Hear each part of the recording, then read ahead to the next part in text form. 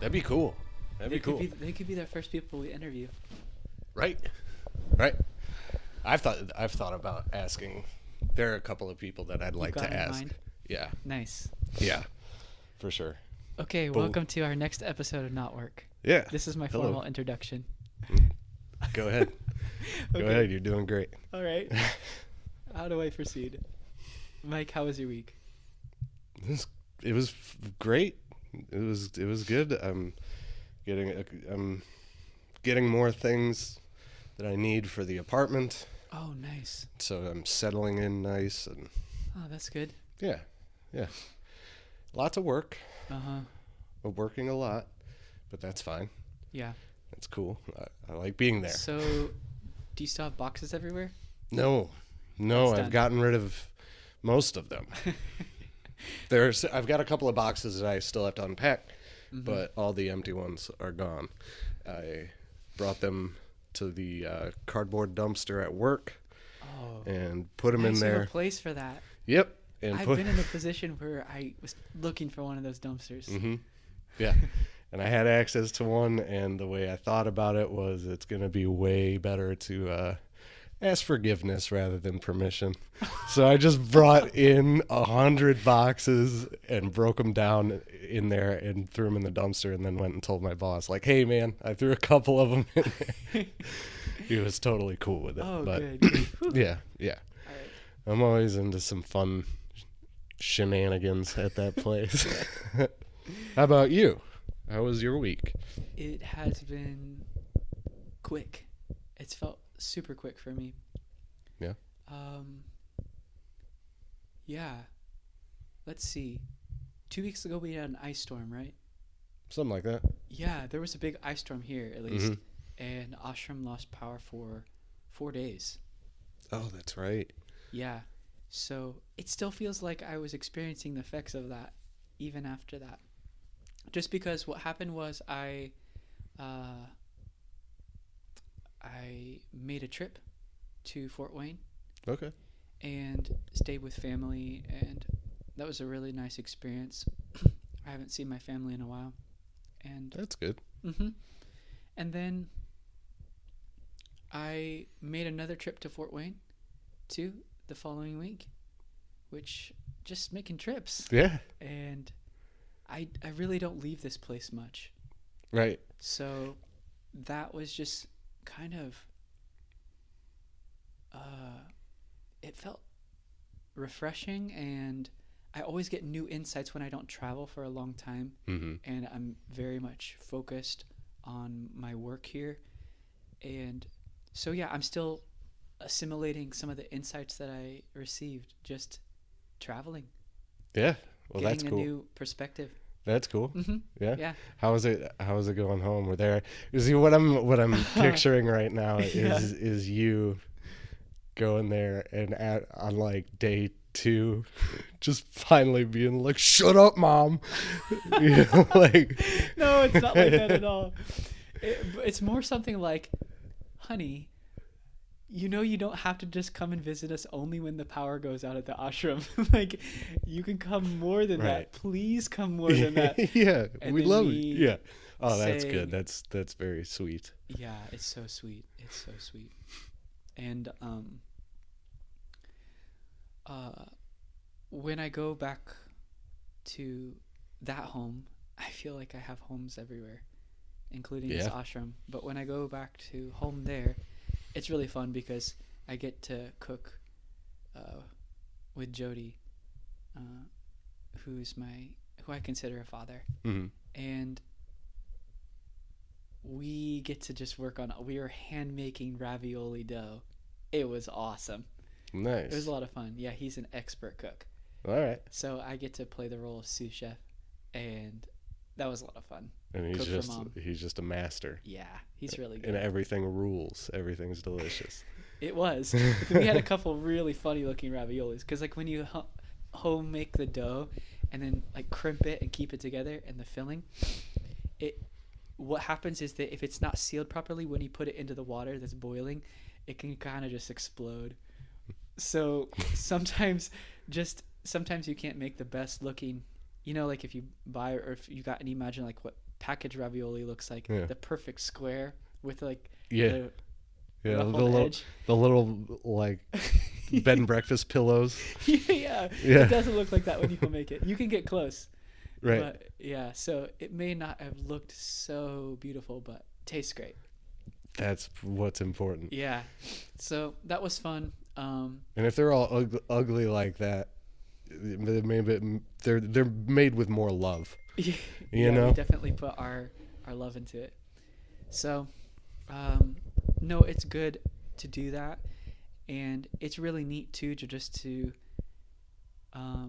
enjoy a relationship with my parents and family from feeling like that we're friends. Mm-hmm. Sorry, we're gonna have to pause real quick. My kid is messaging me. I have to make sure everything's okay. All right, false alarm. False alarm. We're back. Safe. Yes. Yeah. Perfectly safe. So. Anyway, yeah, just enjoying a friendship. I think I was telling you about this. It may even be in one of our talks, but it's so beautiful to have some relationships that are really long-standing and see how they continue to transform over the years. Yeah. And also challenge yourself to see that person in a new way. You know, even the freedom of releasing the label of mom. Mm-hmm. Just seeing her as a conscious being. Yeah. Whew. Right. It's so nice. So I felt a lot of beautiful transformation happen in our relationship, especially in the last year. So refreshing. These are some things I'm thinking on. You asked me how my week was. Yeah. I like it. Yeah. And getting into the trip of family. You know. Yeah. Because I've thought about that. You know, like, and it's something I've never really asked you about. We've talked a little bit about, just sort of your upbringing and how you got here and stuff. Mm-hmm. But about the family aspect, we've never really discussed that. Most of the time, it's kept secret. Most of the time, why is because in the tradition itself, when you take a formal initiation, especially sannyas, which I have not taken, you a lot of times traditionally you cut off your ties with your birth parents. Oh wow, that's intense. Yeah, I guess it's pretty. It's a hard practice, but yeah. So I get it. I have my opinions on that. Basically, the idea, honestly, in our tradition, a more nourishing and enriching idea, is that our idea of family just gets larger. It widens to accept everyone as our family, mm-hmm. which is what we're teaching. So, in alignment with what we're teaching. So, the idea behind that is that you are my brother. Yeah. We have the opportunity to relate in such a deep way. And same with all the other people I interact with in my community. So many brothers and sisters, my elders as my parents or mm-hmm. grandparents. And that's really freeing. So I think that's the spirit behind the particular rules that they lay down.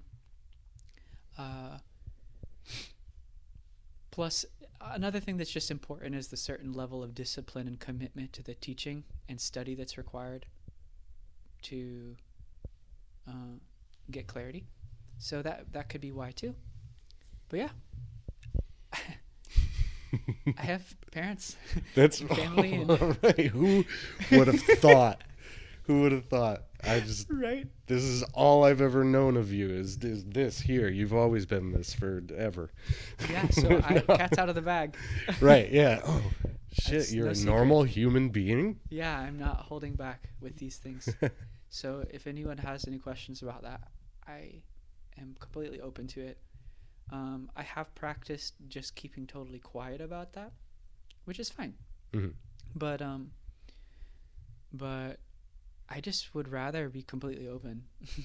Yeah. And which is possible without, feeling murky about the past or right. where I came from. Right.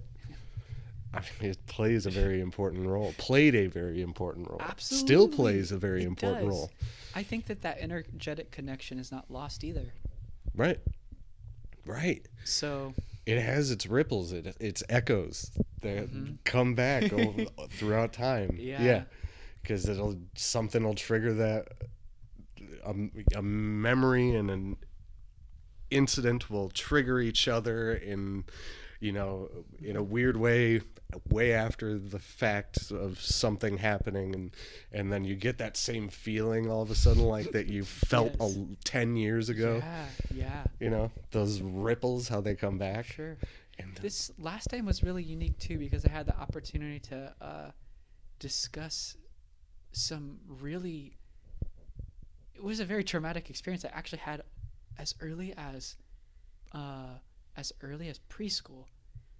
I had a memory that was still just sitting with me, kind of unearthing itself from my mind. And it was really refreshing, and kind of came to a completion when I could talk with my mom about it. Right. And say, hey, because that was one of the first memories I had of feeling that kind of unspoken, energetic, like pang of being left and going to a place that you didn't want. Oh, it's just the trauma of your first day at school. Yeah, yes, like being dropped off and then having to spend time with these bullies and feeling like your source of truth, mom, your mother, the one who you feel is your like guiding light, is giving you up away. Like that kind of feeling, which is hard to put into words. You can't really say that as a child because you're trying to just please mom. Sure. But wow, Sure. that when she tells you to be a big boy, and you got to do it. You got to be a big boy. Yeah, I got to just say that to her and say, I know that you were doing your best and that I did my best. This is that created a kind of pain in me, and I just wanted to express it, and I felt so complete saying that, and she was being such a good listener. So that's good. Yeah, those moments are important, and and they're freeing. They're freeing, because once you finally have something like that and you're holding it, looking at it, just that examining it, you can finally sort of let it go or let it fall away, which is more what happens.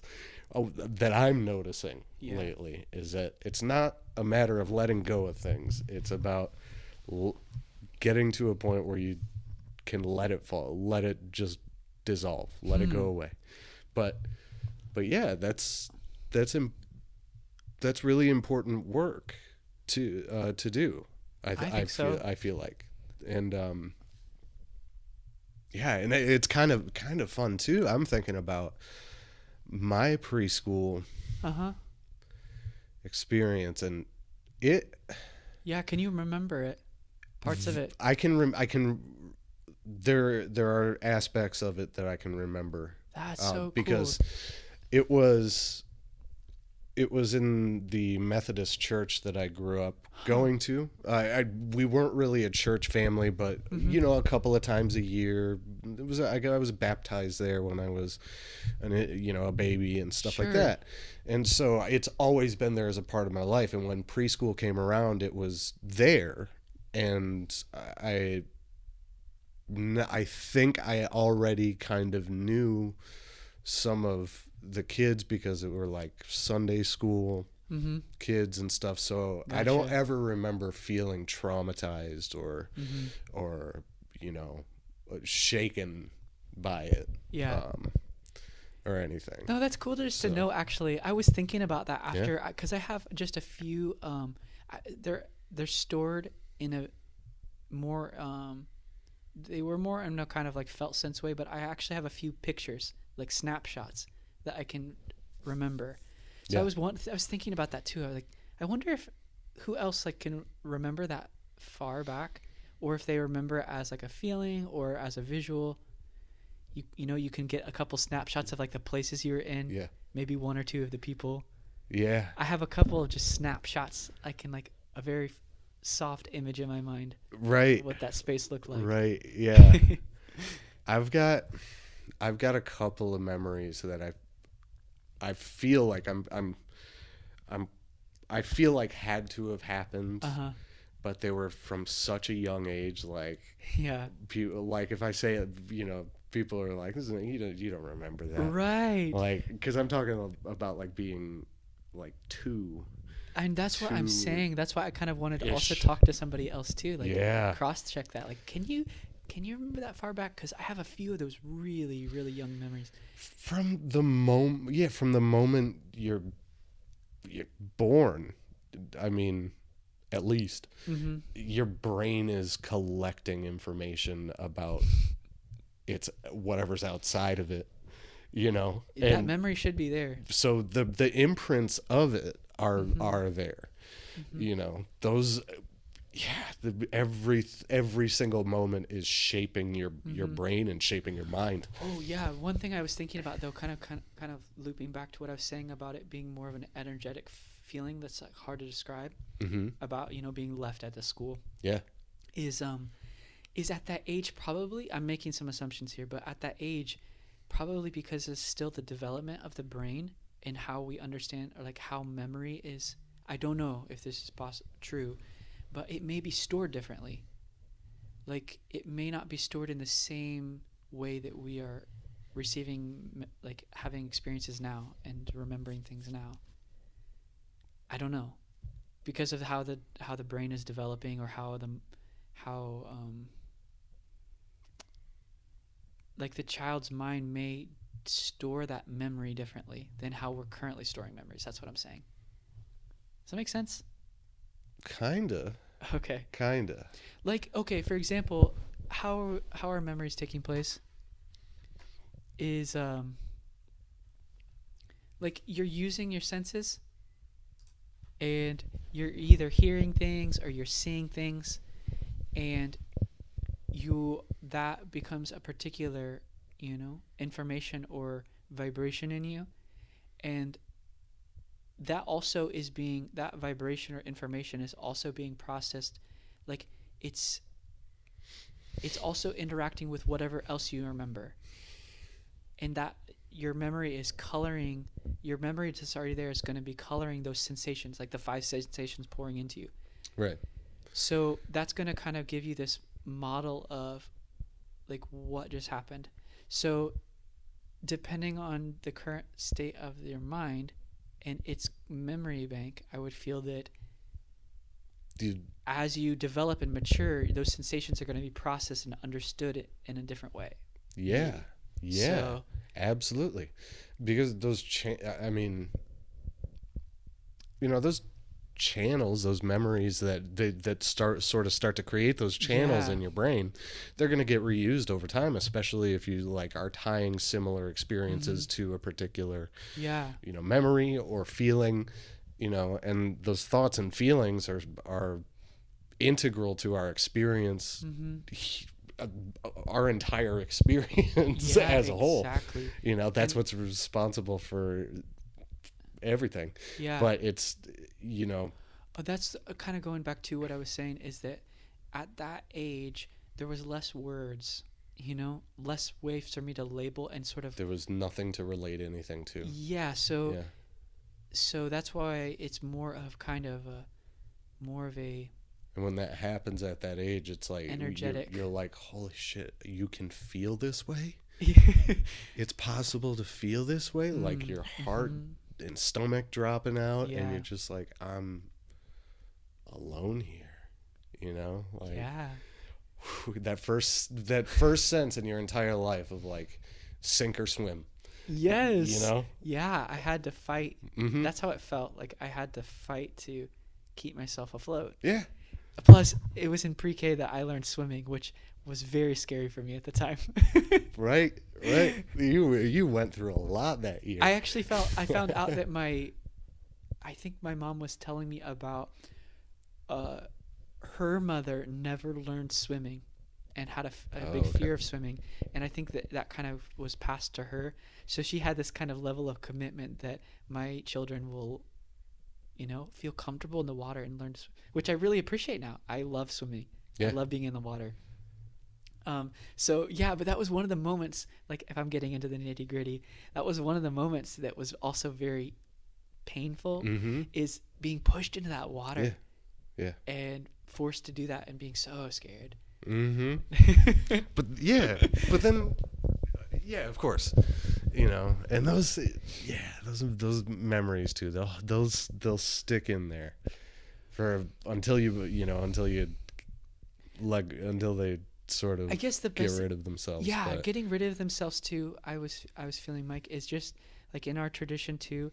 What I can do now in a really relaxed way is the more I understand the teaching tradition, the more I feel like I don't feel like, why did mom do this, or I'm a Right. victim to this, like yeah, I got pushed around. It's more really enjoyable, like, oh, I see how even something as long ago as that hmm has shaped my life. how necessary it was. Yeah, and also provided the space for me to wend my way in the world and make other decisions, which led me here. hmm So yeah, yeah. yeah. That's where it's always a relief for me, Mm-hmm. because I can go into such negative spin outs in my head Uh-huh. when if I let myself. Yeah. But it's it's always refreshing for me just to be able to go like every place, every step along the way was important. Uh-huh. I can let go of it. It led me here, wherever I am right now, and where I am to right now is, a little bit further than where I was yesterday, which Mm-hmm. was further than the day before, and I'm, continuing to grow. I'm, Yeah, you we know, and need that. yeah, Otherwise it will just be self-sabotage, mm-hmm. which doesn't help at all. No, no, It's not it going to doesn't. contribute to any more growth. It does. It doesn't. It's a So, prison. It's a hell. It's a hell. mm-hmm. And that was a lot of my life for a very long time, was experiencing something like that. Mm-hmm. That sort of prison of negativity. Now, mine was, Huh. due to like addiction and things like that. But it was, yeah, it's a trap. You sink into a negative enough place that it closes in around you, Yeah. and you're stuck there Mm-hmm. until you realize that you're not actually stuck, but you gotta like sort of see it to believe it. And Mm-hmm. people can stay trapped there, and they will not grow. They fight growth. They don't even. Like when I remember those darkest spots Uh-huh. for me, feeling a pull to get myself out. Like there was that Whoa. pull in there, like Uh-huh. pull, just like reach for this thing and pull your way out. There was that something inside, Uh-huh. but there was always such a fight to just get away from it, try to get further away. Like I don't want to look at it, Wow. and just burrow into it. Mm-hmm. And so it's just a constant grueling fight, but it's also subtle. You don't really realize that you're putting that much of an effort, or making that many choices to stay where you are, Mm-hmm. because it's all very subtle, but it all just ends up manifesting in like anger or resentment or depression, anxiety, Yeah, things like yeah. that, things that you inevitably try to find very unhealthy ways to distance yourself from. Uh-huh. So Yes, I was actually talking about this today too in our class. That feeling of trying to remove my sense of inadequacy, or my feeling of like those emotions of distress or feeling disturbed or anger, those trying to remove it. I found an example of this that really rang true for me. It's something like trying to okay, picture this.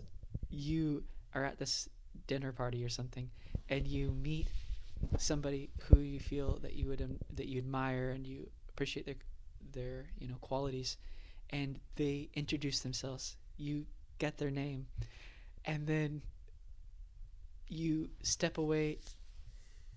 You step away from that conversation, and things are coming to a close, and you meet with that person again, and you forget their name. In that moment, all effort to remember their name is totally in vain. Like It's it's not gonna happen. No matter the more you try to effort it, the more it feels like it escapes into this black hole. your mind. Yep, your mind grips down. It's trying to find it, and it's reaching and gripping, but it's only gripping down on itself, and Yes. it's never going to happen because And it's then- got to come to you. And then somehow you slip away. Yeah. And you were able to just say thanks, man. And then and then you go to the restroom, and then as soon as they left, and you have this like release, then it comes to you. You're like, Yeah. it was right there. Yeah. So I feel it's like that is exactly how it feels to try to remove my like sense of limitations or my sense of inadequacy on myself. Like the more I effort to do that, the more I feel like it's impossible. Right. So that's a kind of a paradox, like from what you're saying, in a way that like when we're in those dark places, how to break out of that, like this balance between effort, like personal effort, and at the same time this like grace. Yeah. Yeah. I could. Like This breaking through. this is my wheelhouse, man. I could talk about this Yeah. for hours and hours, days. Days. No, yeah. that is a mystery to me still. It's you mean just breaking out of that sort of hell? Like those breakthroughs, this combination of putting forth all personal effort and then becoming effortless, like an effortlessness and that's necessary in order to get new insight. Whether that insight be like breaking out of an old habit, or whether that insight be understanding what's going on in the world, or maybe in a relationship, a certain level of effort and intuition or institution, like training, is involved. But then there's a certain point in time where that has to drop and become like there's a certain effortless dropping of things that allows for, you know what I'm saying? Yes. I see you nodding. So yeah, well, yeah, certain dropping. I've got 100 things in here. Sure. That. Yeah, it's kind of funny too, because this is a very relatable in a pretty cool way. But that dropping away for me, in that one moment where where something finally happened, that very that first sort of moment of like, wait, hold up, what is all this? Like that sort of awakening of like, what is going on? That very first moment, when I first experienced it, it came from such a place where I felt so just knotted up and tied up and couldn't in such a dark and broken place where really all you could just, like, in the mousiest little inner whimper, you just kind of go in and just say, like, if you're there, can you help? And that was when it happened for me. And it was, like, really just that surrender into that, like, this is right when I was getting sober. And and yeah, I kind of had one of those, one of those moments. They are talked about in 12-step programs and things like that, but it was that just an immediate flooding of, like, lightness and light internally. It was and it was very real. I'm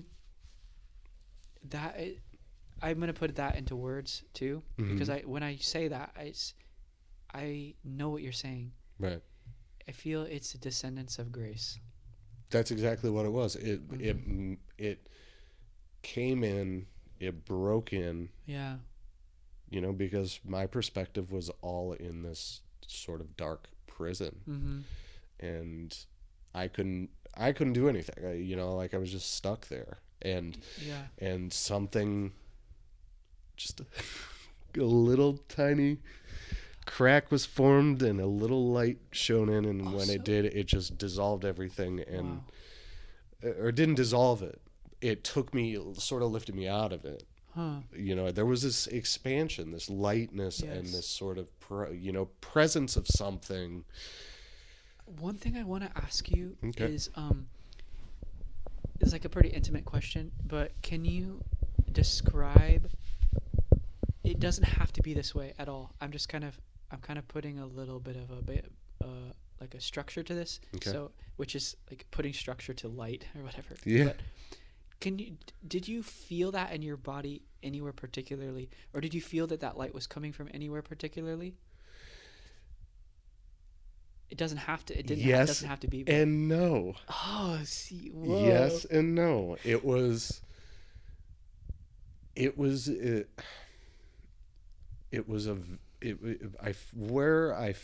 Oh God. It's because it's not a sensory experience. It's not something you're seeing or hearing or touching, but it's happening inside of you. It's like, so it's sort of like getting at the top of that first hill on the roller coaster, when all of a sudden you just like it drops, you know, and you're out of, you sort of, I mean, I feel it. The best way to describe it is I feel it in my heart.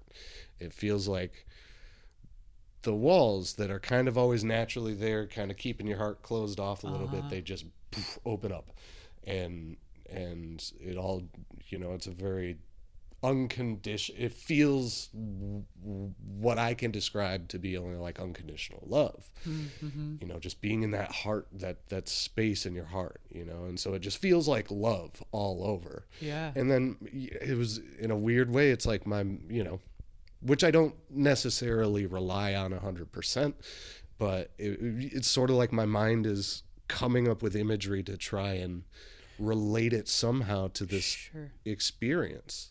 And that's, you know, and there was just like, I let go. I let whatever happened, whatever was going to happen. And it was a beautiful and very real experience. So, you know, first time being aware of it, and then coming out of that, just going, what was that? You know? And then eventually leading me here to this. But it was, that experience, you know, it's, and that's the thing, there aren't words for it. It's, these seem to be what a lot, you know, these experiences or these feelings or understandings, or, you know, they're written about in text and people have taught about them and things, and you know, they seem to be real, but there's not really a way to describe it. So you just kind of relate to it. An inner light, an inner sun, you know, there's like I've, you know, kind of seen and felt like it's like a sun.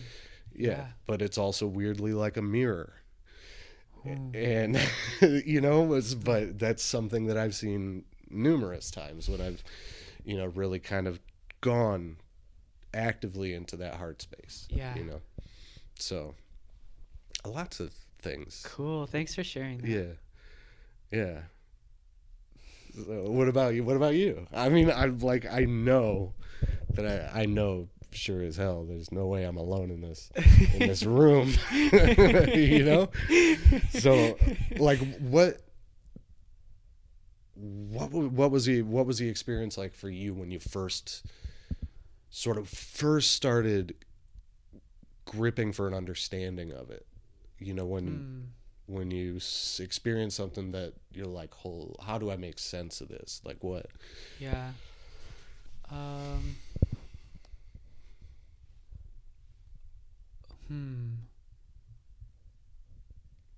Okay, a couple of things that I'm remembering from my experiences in yoga practice, through Mm-hmm. doing yoga sadhana, is is feeling that something had descended from above me, which I would say is light. Yeah, yeah. You think, of course, naturally think of the beam of light Yeah, from heaven. which was non, uh, which wasn't visual in the sense that which wasn't visual in the sense of in the normal sense, like Mm-hmm. picking up light that I see, like I'm looking into the sun here or turning on a light here, but a feeling of like a presence coming down into me, Yeah. over me. So,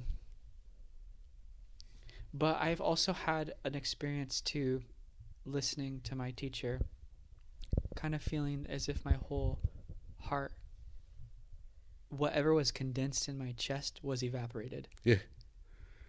Yeah. I'm trying to put it into words. The So, walls open up. It's so they're these gates. spaces, They're like gates. The gates just open yeah, up and I let it felt all that there were out. the And whole a condensedness mm-hmm. in that region of the chest was opened, Yeah. and what was released from there was just kind of a whole flooding of my physical body, even. Mm-hmm. Yeah. Though in that The tingly warmth that may or may not actually be there. the all over, you know? The way you demonstrate that with the fingers too. What the? Yeah, it's just like you feel. I don't know. That's kind of how I explain it sometimes. Yeah, I will share one experience. I've not shared this with anybody, but I had one experience of chanting mantra. There's some mantras called bija mantras that are just basically like seed sounds, Mm-hmm. and the idea here is that they don't have necessarily a particular meaning, but they carry the vibration of a particular force in nature. So I was just chanting these elements. They're a mantra that's representing the elements. Mm-hmm. I've shared this with you before, actually. Okay. The lum, vam, ram, yum, hum, kshum, om. It's just a set of sounds that represent the elements, which are also in elements, mind, and then om, which is containing all of this. And I must have been doing that for about a half hour, just continually chanting and getting into a rhythm with it. Mm-hmm. And after I chanted that, my whole body felt like it was really vibrant, and my senses were very heightened, which makes sense because the elements are manifesting in terms of our sensory perception, Mm-hmm. like fire and your capacity to see. It's very much related to our eyes. So after I did that, then I had a book on yoga by a particular Swami, and in that first chapter of the book, there was a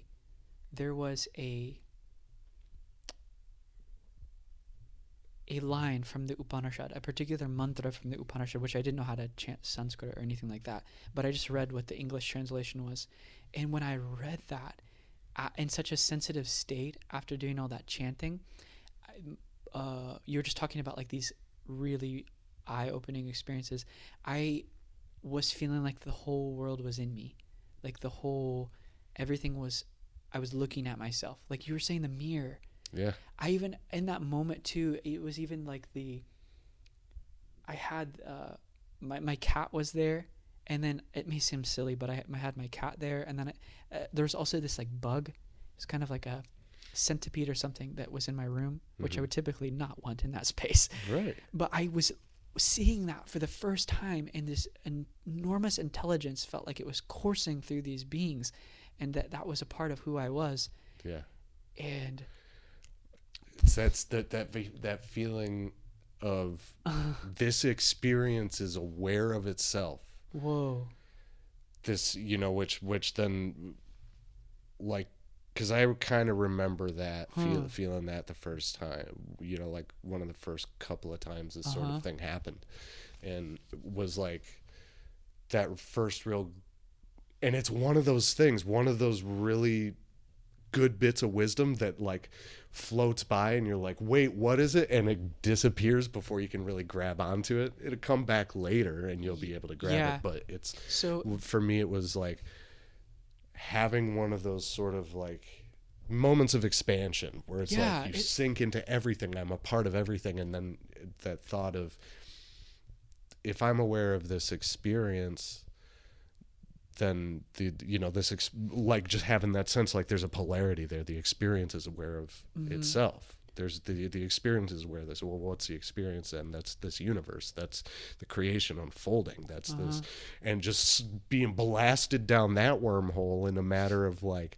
half a second, which is really sort of, you can't, there's no like buckle up and hold on. It's more just like sit here and just wait for whatever's gonna happen, Yeah, if I'm remembering right, that what I'm trying to describe may have lasted for about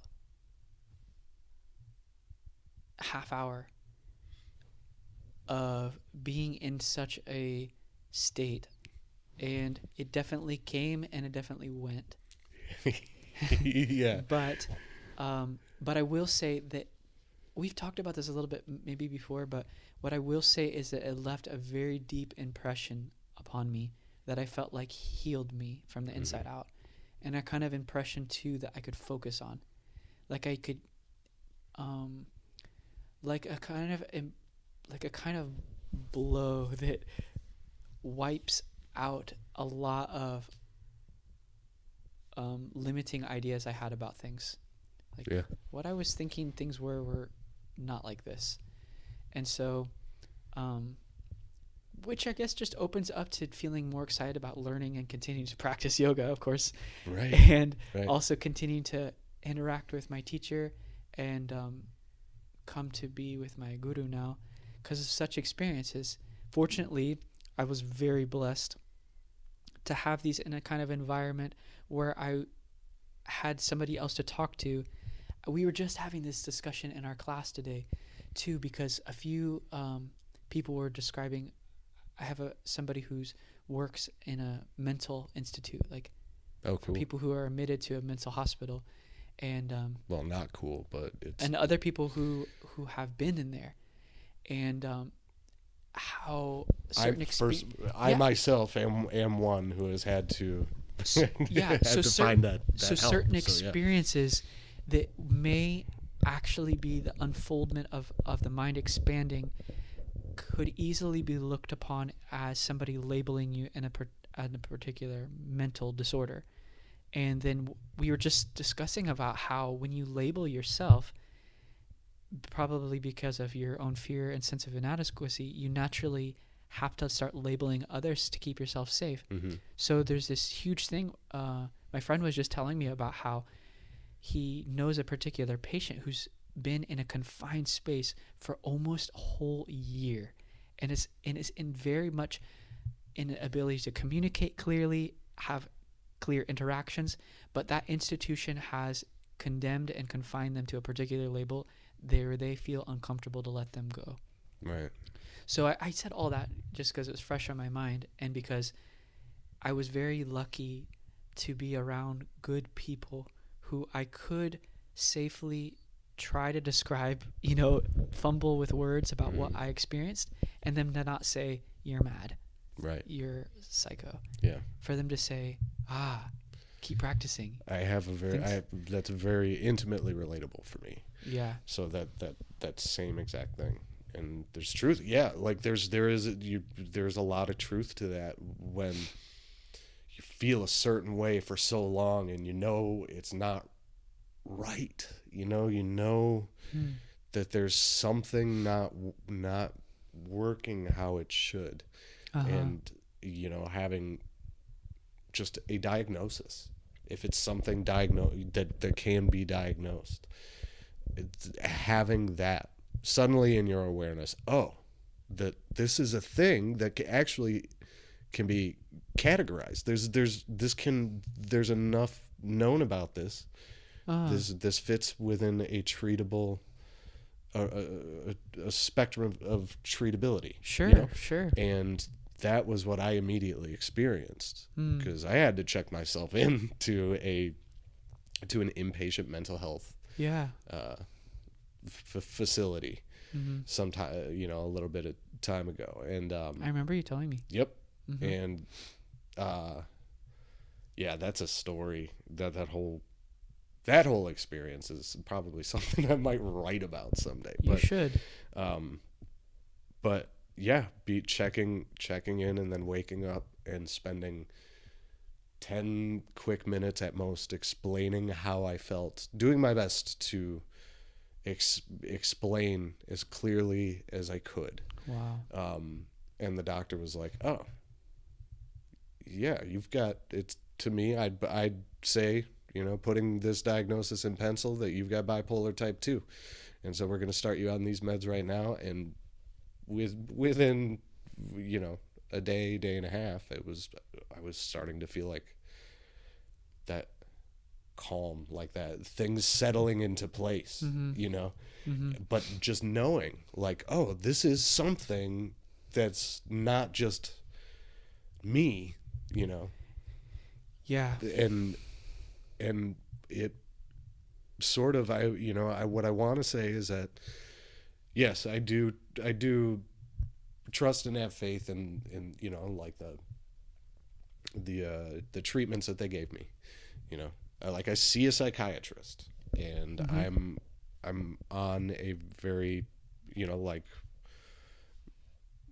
I've got good treatment, and it does beautifully. But I also think how much relief came from that, just from sort of an awareness of it, and faith, like, oh my God, there's, again, that was the second time in my life I experienced that, like you, oh my God, you can heal me. Like there's a healing from that it's possible to in be those darkest moments. To be relieved from this, and then the innate healing power kicks in from that, which I want to touch on too, because it kind of ties in a little bit to that video you sent me with the string, and what I was showing with the mala, like what you intend, and the certain which now we got to try some things out, right? But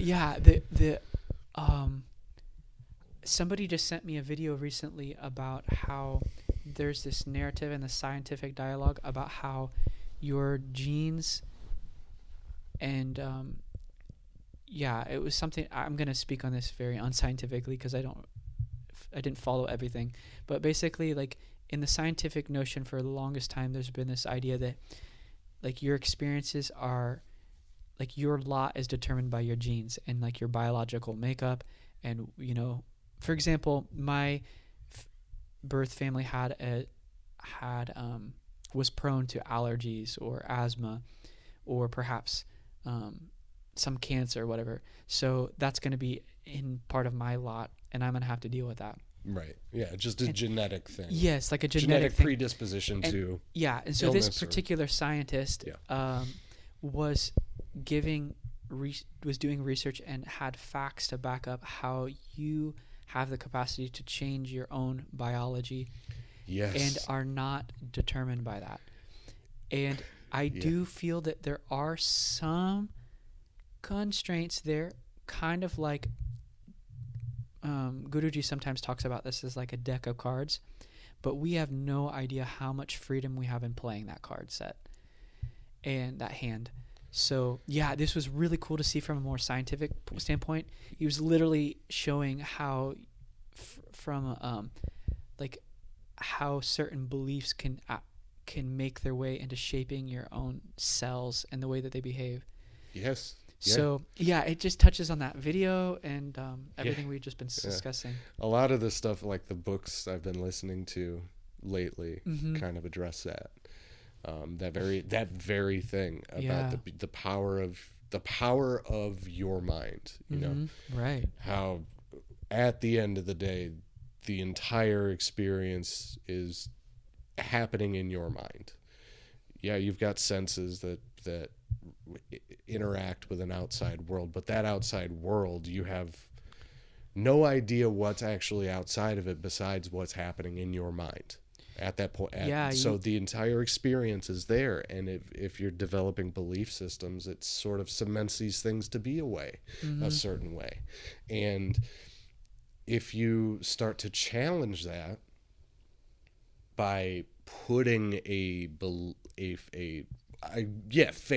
putting faith into something unknown, something you know is there, but you can't prove it. You put just the act of putting the faith there, and then finding the things where there's that resistance or limitation in your belief, and then just pouring that, trying to combine the two, the faith and that resistance, see what consumes what, and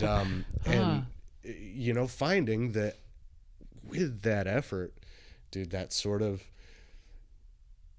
you've mentioned it about Swamiji before, about how just like calm down, this situation will work itself out. Yeah. Just being able to find that space, and then doing it. Yeah. Which is seeing it happen. Yeah. And that's sort of, but yeah, that's all mental. But it's not. But it is. But it's. So I feel like there's a kind of seamlessness. There's a kind of seamlessness from soul to body, like body, physiology, emotions, intellectual layer, higher understanding, sense of egoti,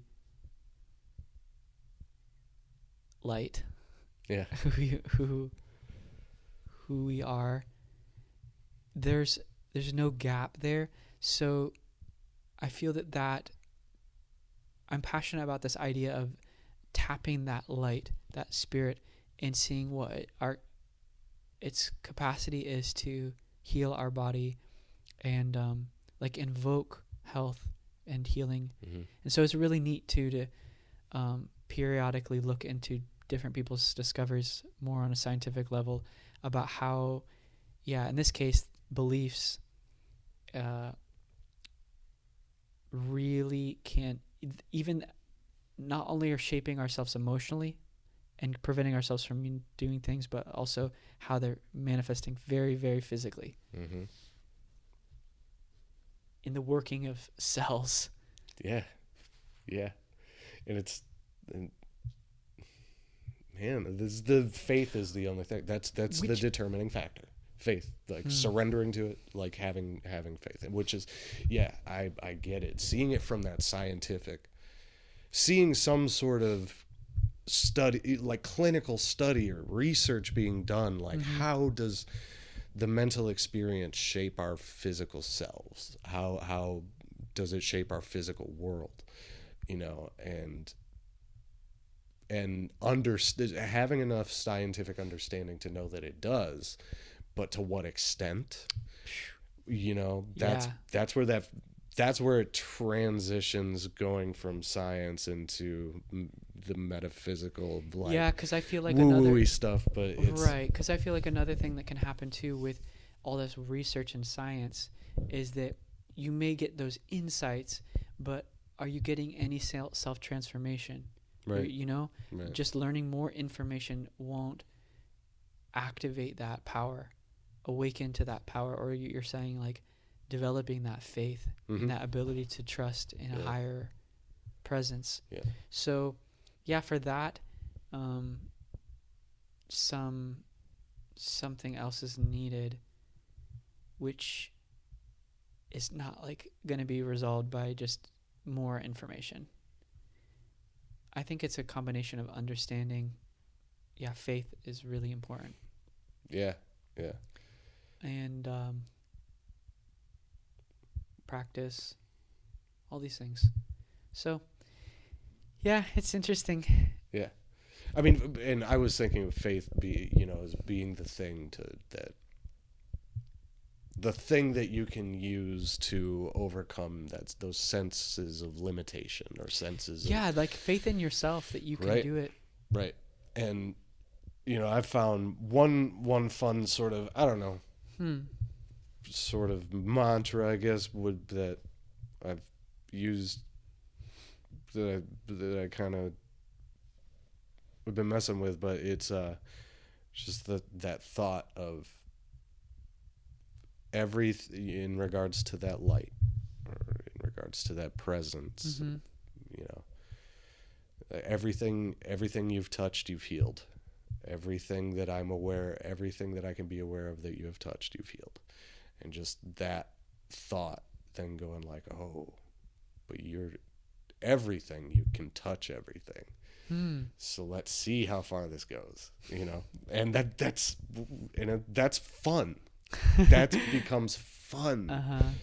That makes this whole trip very freeing, being able to look at it like that. Mm-hmm. I think it's, at least that's my experience from coming from where I've come from.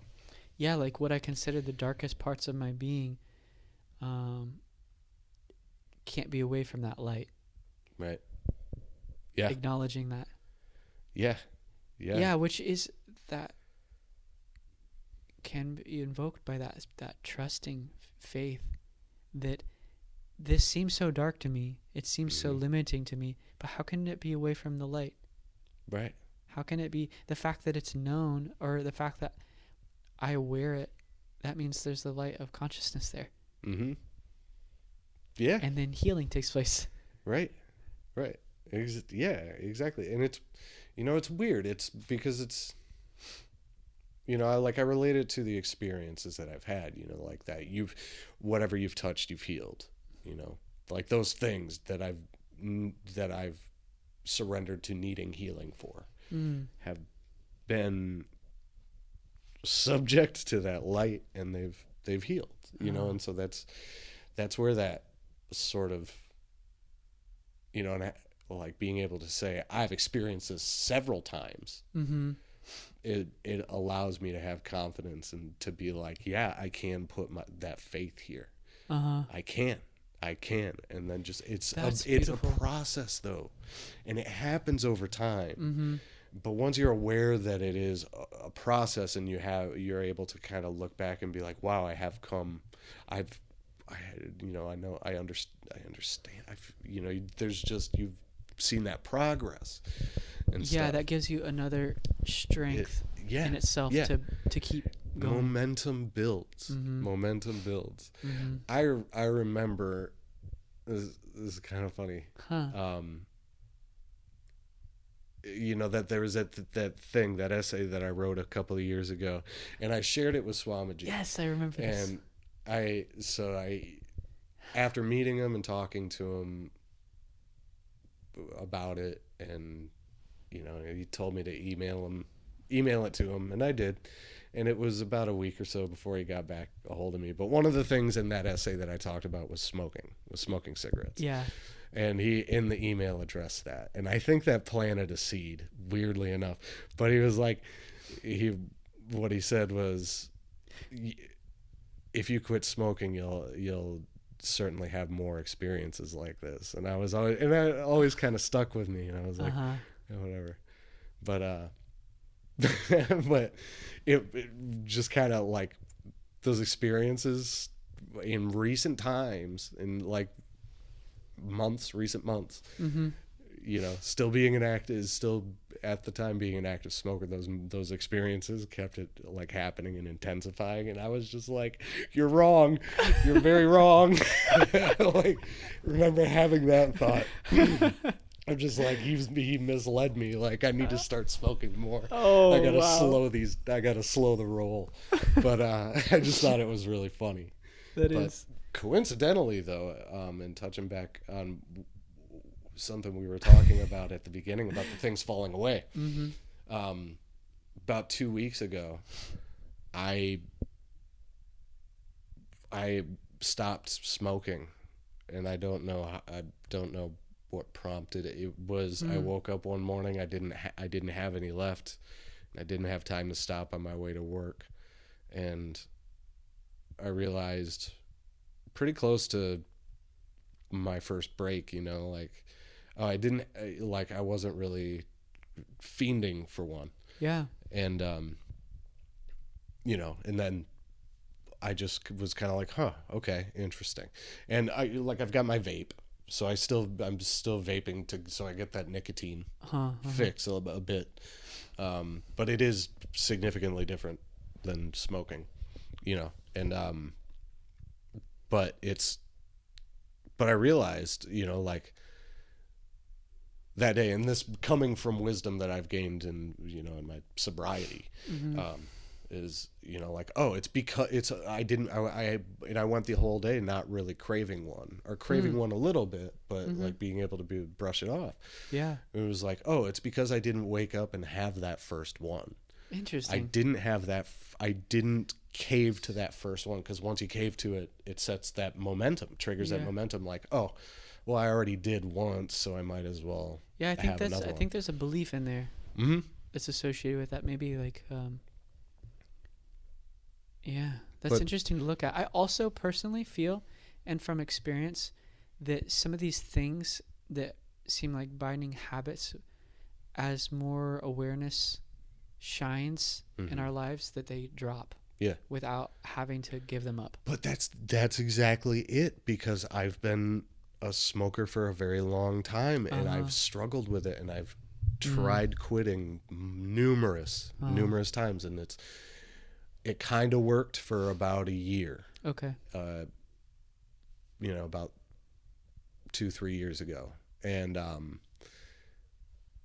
but that took effort, that took like grinding, like will, like, oh, I'm gonna force myself to do it, and it and I got some time out of it. But this what fascinated me about this time was that I wasn't trying.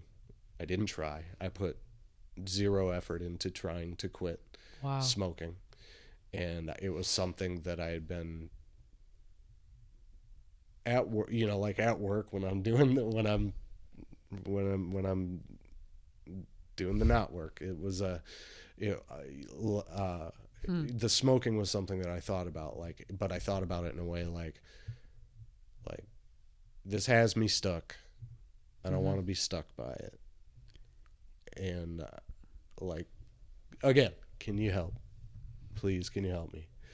That sort of surrender, really, which is what it is, and then just sort of handing it off, and then wouldn't you know it, it sort of felt like it fell away, and I've been reflecting on it and watching it, observing it. How am I feeling? What does it really feel like? Just having that awareness on it, like. Why, after so long, and this being such a struggle, is it just off of me? How?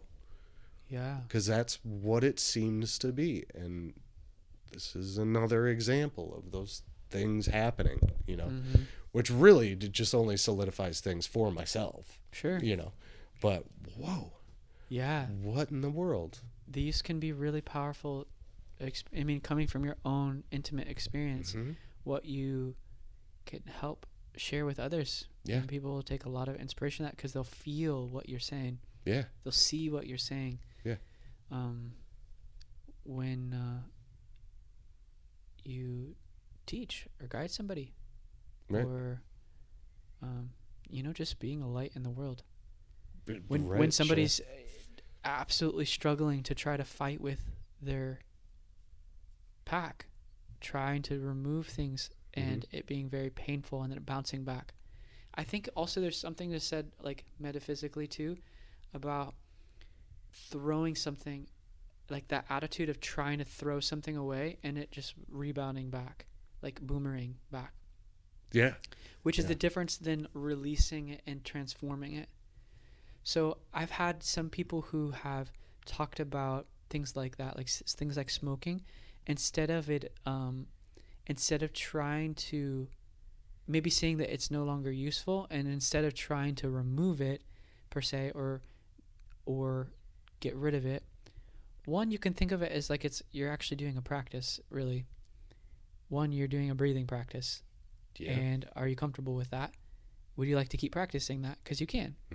Is that serving your growth? that's one way to look at it. And another thing too is actually treating it, this may seem really bizarre, but I think it's kind of the principles too of tantra, which a lot of times gets a bad rap. But this idea, it's a super horny one. See, you. That's all anybody knows of it over That's here. so sad. We should have a whole talk on that. I mean, I know very little about it, but I know even less. But tantra literally means tanoti trayate. That's what I heard, which actually translates as liberation of energy, expansion of your mind, like what we were talking about, the ability to expand. The only thing, my knowledge of Tantra is, aside from what you hear about, like in the sexy TV shows and stuff, is, there is a relation between that and bhakti.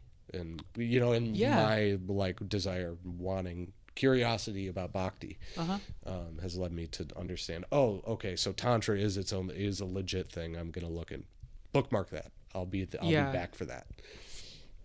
So it can also just mean a technique. Right. So I said all that because sometimes there's a method adopted here, like in the case of a addictive pattern, or instead of trying to fight with it and then in creating that boomerang effect, actually worship it and treat it as something sacred. Make it the discipline, make it the way. That's what I do at work, saying bulls. Yeah, and then it definitely, from my own experience, that treating something that you were uncomfortable with before, treating it sacred will change your whole relationship with it. And there will be, because you're bringing awareness to it in such a open compassion way. And compassion to it. So the indulgence will stop. Yeah. Oh boy. What is this now? Oh, wow. Okay. We're going to have to pause really quick. Okay. My blood sugar is low. I think we should keep where we're going. Okay. We're still going. Okay. So, Tantra, basically bringing kind attention to something that would be seemingly labeled as an obstacle or like a bad habit, a particular addiction, and treating it with a new specialness as like a particular practice, a sacredness to it. Yeah. Which they could be risky, but I've seen positive things come out of that. Absolutely. If it's done with a sincerity and a genuine sense of like love for yourself and love for the fact that it's a part of you, you have to look at it compassionately. You have to look at yourself with a sense of love, but also this thing and that awareness of I see you there and I love you. And it will fall away. It'll feel acknowledged. It'll feel appreciated. Like, oh, you've heard me after all this time. You finally saw me and finally heard me. Thank you. And it'll sort of there'll be this very pleasant parting. Yeah. That it feels like, but there were, there's a lot of language for it, but these. And the experience can be talked about in a lot of different ways. My therapist will tell me, talks to me about it. Just love yourself. Treat yourself compassionately. You can, the way you look at these things in your life as problems, you can very easily, and it's very subtle, the negative spin will get put on it. So he's like, love yourself. Treat yourself with love. It's okay to stumble. It's okay to have these obstacles because you'll be able to overcome them.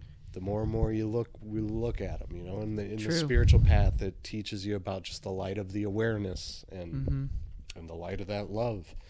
They end up conjoining at some point in your understanding of you're able to like connect certain dots and then things happen. And it's weird and real. Yeah, one thing that also I remind myself of from the Gita is that Krishna says in there's no such thing as perfect action. Like this idea that I'll do the right thing and that's it. Yeah. It's not true. Get rid of that sense of... It's almost like we're always chasing that thought, like, I'm gonna have a memory, that one memory where I'm gonna look at it and be like, God damn, I nailed it.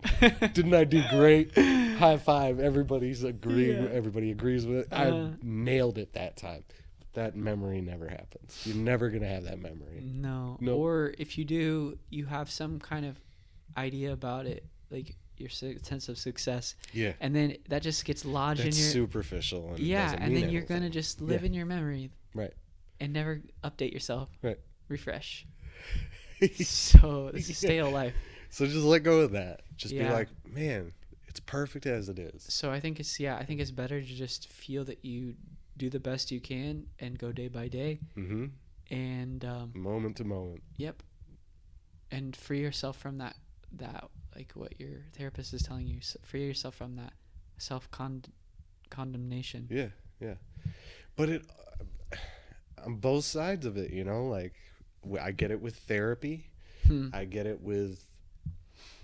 from work, from sort of that, just using work as my job as my discipline. Mm-hmm. I think that's really good. I get it from coming here and getting that true, that understanding and the wisdom from a spiritual lineage, and they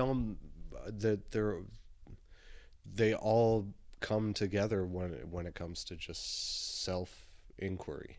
Mm-hmm. Looking at myself. What is that even? What is that especially? Like, start looking more and more inside, and that's what all these things teach us all how to do. So it doesn't matter which one you pick. And I encourage everybody to look down every possible avenue. Sure. That tries to teach you how to grow and become more. Mm-hmm. Like that encourages you to clean yourself up, clean that stuff up, really shine that light. Yeah. I look down as many avenues as you can, because I've gotten just as much from a 12-step program as I have from coming here and talking with you, as I have from meditation and from all these things. And you sort of can really develop a good intuitive sense to distinguish what seems to be true, what seems to be truth. Yeah. And what's not. Mm-hmm. So, but there are so many ways to get there, Yeah. And loving your addiction, loving your demons. I think Ram Dass talks about it as inviting your like you used to be afraid of your neuroses, and you would try to repel them. And then pretty soon you get to a point where you can see them and invite them in for tea. Like, there's this song. Have you ever heard do you know the band The National? I don't know. Probably not. Okay. It's not ringing any bells. Okay. They have a song on demons. Okay. It's very dark though. I love it. It's basically painting this picture of feeling constantly drugged down by them. Yeah. And then getting stuck there. Anyway, that came to mind. It's but no, I think there is good thing about giving yourself the permission to explore all these different avenues and seeing what's working for you, what appeals to you. We talk about that too in our tradition. At least it's talked about in terms of developing a certain kind of settledness of mind, prepared to just listen to what Vedanta says, listen to what the Guru's speaking, which is Vedanta. They talk about it as necessary to try different things too, to feel that your mind gets settled and seeing what works. And then if this appeals to you, then letting it work on you and sitting with it. Yeah. So. And that's That's such a wild challenge. Letting it work on you. Yeah. Because you have to work on not it's the not only reaching thing. out. Yeah. Not going like with your mind. Mentally, you have to That is chill it. right. So it has to be taught, at least Vedanta has to be taught in an environment where you feel relaxed. Yeah. And that there's no motive behind, or no manipulation behind the teacher trying to get something out of you. Just wants to share in this vision with you. Yeah. Make you see who you are, if I can say that. There's got to be a So- place that can elevate the energy, that can pull you up higher. If we talk vibrationally, to a higher vibration, because that's where, when you feel in that place, that's where things cut through. Those higher vibrations can also, just simply mean to a space where you don't have to be anything or feel that you have to become anything, and you just want to know what is. Yeah. So that's the best space for listening to this. Yeah. It really is. That's what we try to do with the ashram.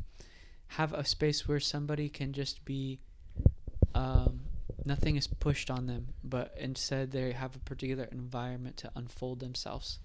There's an energy here. This place has a unique energy. I have, since the very first time I came here, I left that day. When I hit the road, I was like, on the drive, I was like, I feel high. Wow. Like, this is weird, because I wasn't, like, just on the road, maybe coffee and chain smoking cigarettes, just going, what did I just experience? But like, leaving here feeling high, and I get that feeling every time.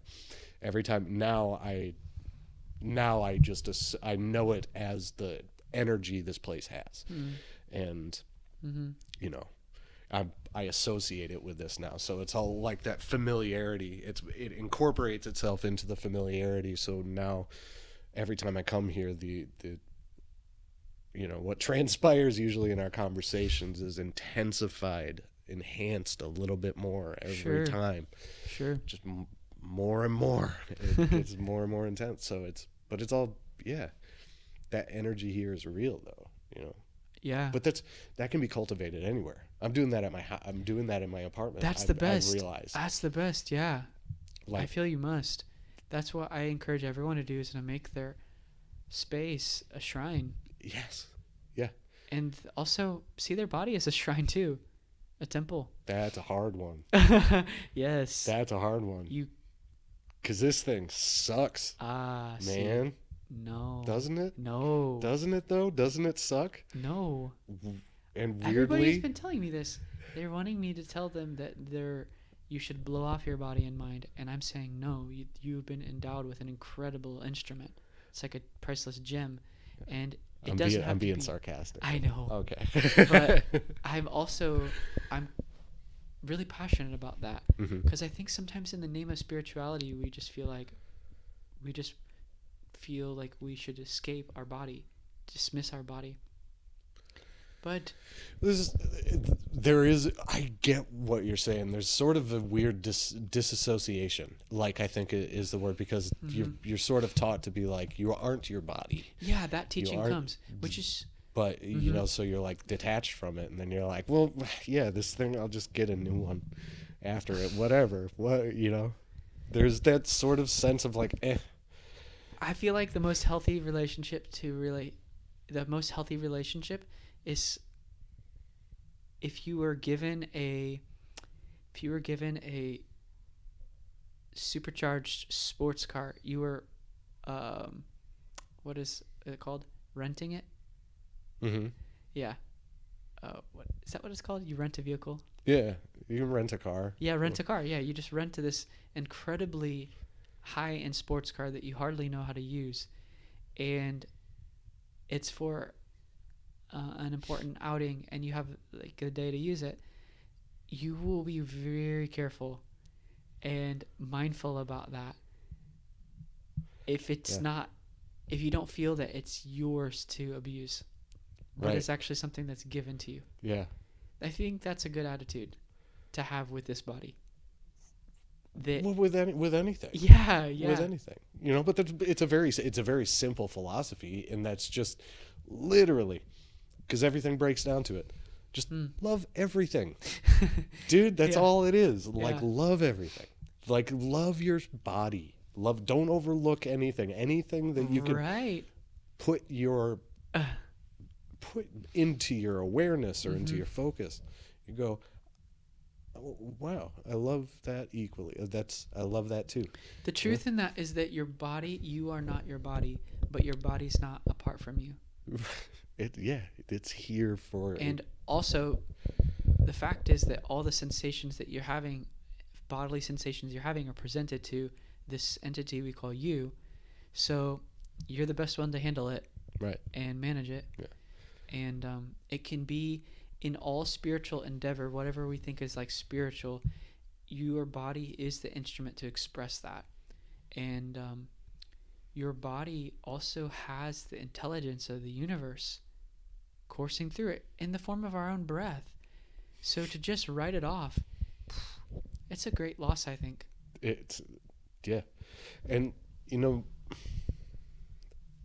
I don't want to I don't want to go into it too much. Okay. But in understanding this too,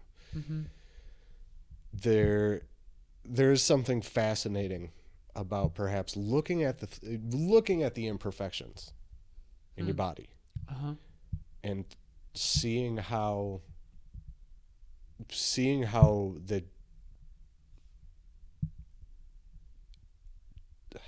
looking into them is really all I can say. Okay, sure. Look into the things, whether you mentioned allergies. I've got type 1 diabetes, just whatever it is, back problems, knee problems, chronic migraines.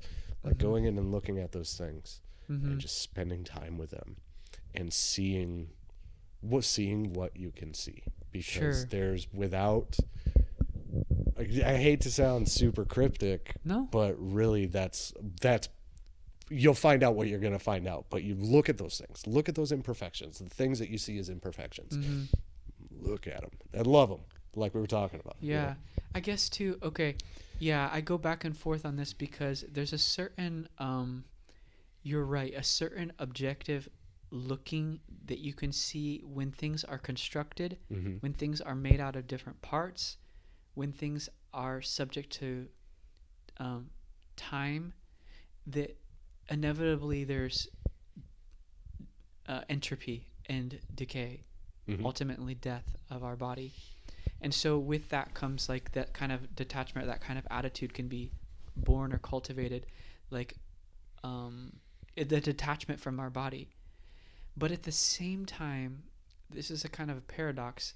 At the same time, I cannot limit anybody from their potential to invoke the spirit in terms of transforming those things, like those very things that you said of. And I don't have all the answers for them yet, and I don't think I ever will. But I have experienced so many things that I thought were just my condition and of my body and my mind, like chronic headache, chronic nosebleeds, allergies, asthma, and all of them going away through yoga sadhana. Yeah. So I don't want anybody, and actually having experiences of it feeling good to have the opportunity to express through a body, which requires a lot of discipline, no doubt. Yeah. Daily. Yep. Lovingly for a long time. But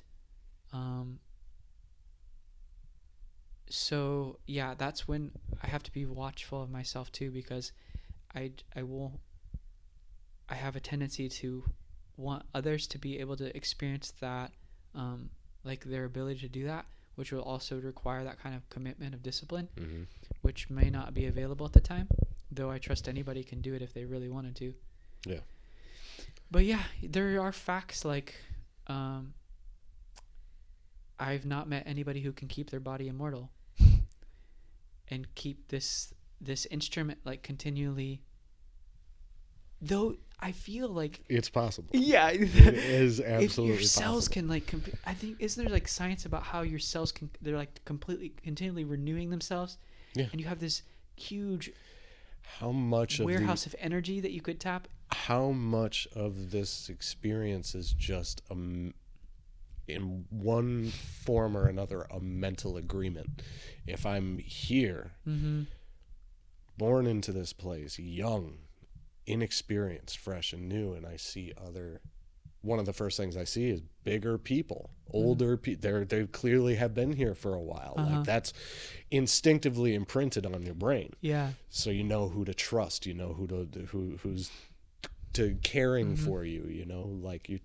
So, you know, but then there's of course very naturally in the base programming.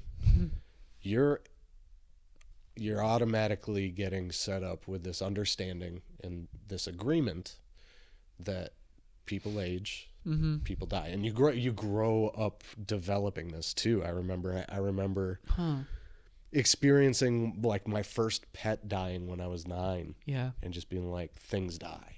You know, like things get old and they die. Yep. And you know, so like the process of understanding birth, life, and death growing up. You know, and yeah, it is very, very ingrained. It's all, I mean, the 3 big ones, you know, the 3 big gods, Brahma, Vishnu, Shiva, you know, the Father, Son, Holy Spirit. I mean, the big 3, we had a big conversation about this the last time after we stopped recording. But so there's this inherent acceptance and agreement that yes, your body is going to die, but it's a mental.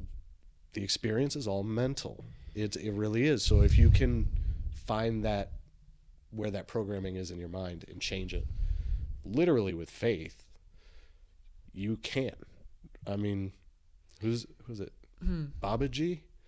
Is that who that is? That's who. The Okay, great that's an mythical interesting thing. being. Yeah, that's something that you find in. At least I was exposed to it through Yogananda, that book. Yeah, he wrote Autobiography of a Yogi. I've just watched things on YouTube. Yeah, so apparently this Babaji can, if I understood correctly, can reformulate his body and has a sense of self has a sense of self that has the ability to materialize, using the elements, materialize his body, and therefore if he chooses, continually remain in a young form when he chooses to appear. Yeah. Okay. Right. And he's apparently over 2,000 years old. So he eats sunlight. He survives on sunlight. So all these things I don't encourage anyone to believe. No. Because it doesn't really I don't feel like it really helps to just keep it in fantasy. Like just that it's like a belief, and that I think it's just better to try things out and see if they work. And with regards to this, like, how is that possible? That's right. That's where the important lessons of faith are, is your experience. But being able to look at these fantastical externalized things of just to sort of help develop an understanding of what could be possible. Sure. Of literally, like, that's what the biggest takeaway for me of the story of Christ is the limitation. Like, what are the limitations that he's talking, or that he's breaking, just breaking, just like dissolving like they're nothing, just from faith, you know. And so I think it is important to have that understanding of like, whoa, okay, so, you know, but yeah, looking at it like a fantasy story, like, oh, this, what if it's possible, you know, but then having to find that inside. Sure.